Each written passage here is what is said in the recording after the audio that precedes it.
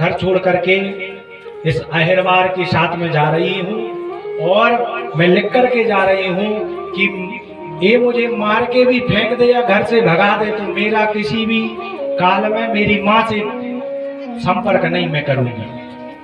हमने कहा धन्य है ऐसी संतान।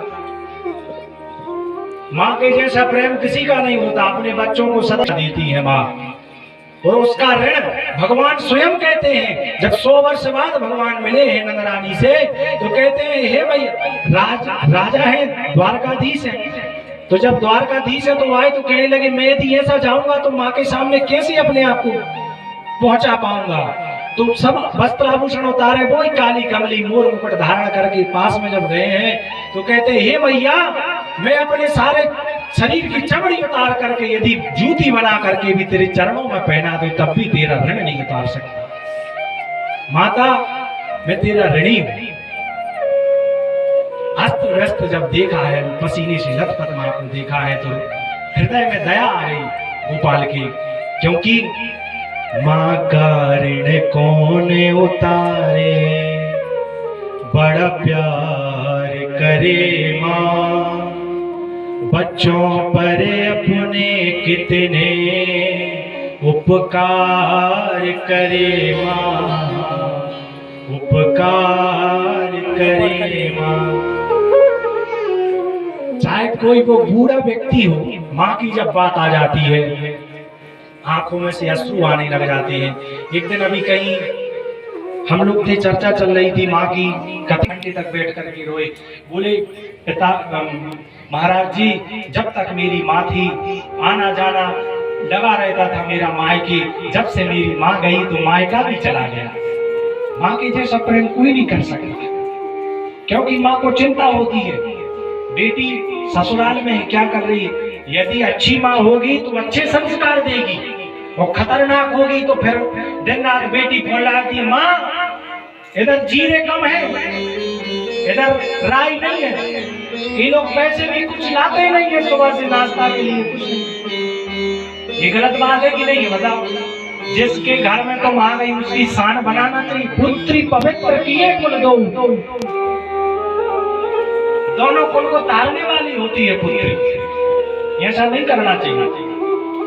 अच्छी माँ शिक्षा देती है, माँ का ऋण कोई नहीं उतार सकता, क्योंकि माँ जीवन देती हो, माँ जीवन देती।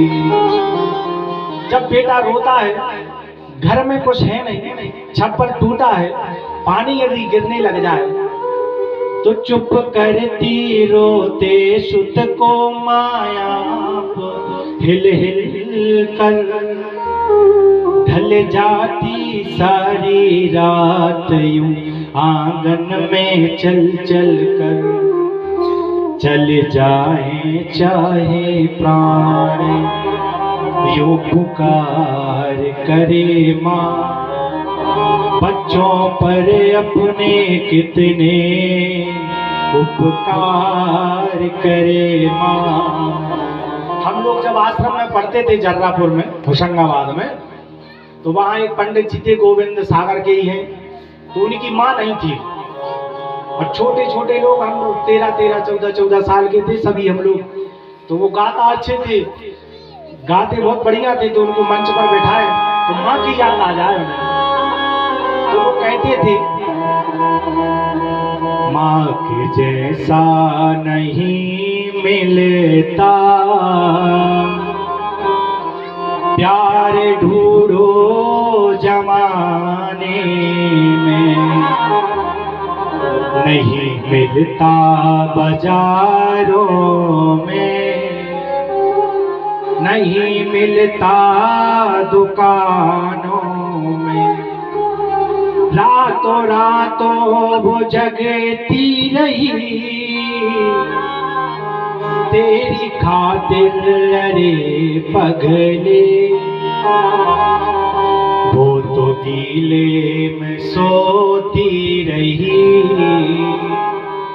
लालन को सुलाने में। इसलिए माँ के जैसा प्रेम कहीं नहीं मिल सकता। माँ को जब ऐसी स्थिति में देखा है तो हृदय भर आया, गोपाल जी का और ऐश्वर्य शक्ति को अपने अंदर खींच लिया है। उनका मनोरथ पूर्ण हो गया है। 2 अंग लक्ष्मी का जितना भेद था वो पूर्ण हो गया और भक्त के बंधन में बंध गए भगवान। जैसे ही दाम माने रस्सी, उदर माने पेट, जब पेट में रस्सी से बांध दिया उखल को तो दामोदर नाम पड़ गया। बोले दामोदर भगवान की जय हो। इतना सुंदर दृश्य का दर्शन करा रहे हैं भगवान को। परीक्षित जी महाराज को श्री सुखदेव महामुनि और मैया बांध करके चली गई है। उखल को घसीटते घसीटते प्रभु गए हैं आंगन में। भगवान ने श्री राधे भगवान ने झटका मारा है तो वो वृक्ष धराम से गिर पड़े। उससे 2 पुरुष प्रकट हुए। एक कुबेर के पुत्र है नलकूबर और मणिग्रीव नग्न स्नान कर रहे थे सरोवर में। नारद जी ने श्राप दे दिया क्योंकि देख करके भी वस्त्र नहीं लपेटे। बोले अरे तुम मूर्ख हो, जड़ हो जाओगे, भगवान की कृपा से मुक्ति होगी। तो हाथ जोड़ करके स्तुति करते हैं। वाणी गुणानुकथने श्रवणो कथाया हस्तौ च कर्म सुमन तब पादयो। हे प्रभु, ये वाणी सदा आपका निरंतर चिंतन करती रहे। ये कान आपकी कथा का रसपान करती रहे। हे हाथ आपकी सेवा में लगे रहे। ये आंखें आपका दर्शन करती रहे। दिव्य वरदान मांगा है। देखो लोरी गा करके बच्चे को सुलाती हैं जब बच्चा नहीं सोता माताएं। तो इधर मैया जब खूब भगवान उधम करते हैं, रात को थक जाते हैं, हाथ पैर दबा करके लोरी गा करके सुलाती हैं। छगन मगन मेरे लाल को आजारी निदिया जा। चंचल मोहन श्याम के नैन बीच समान। जब तप पूजा पाठ सो विधिना दियो मोहिला।